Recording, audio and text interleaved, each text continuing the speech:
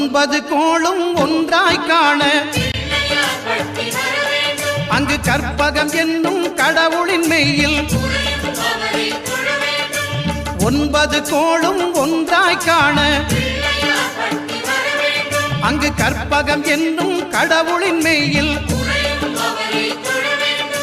சூரியன் முதலாய் 9 கிரகமும் பலவித குணங்களை கொண்டிருக்கும் எங்கள் கற்பக தருவில் அவை வரும்போது ஒன்றாய் சேர்ந்து பலனளிக்கும்.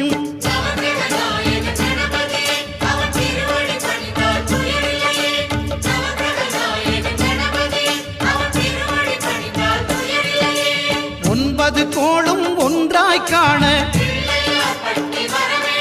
அங்கு கற்பகம் என்னும் கடவுளின் மெய்யில்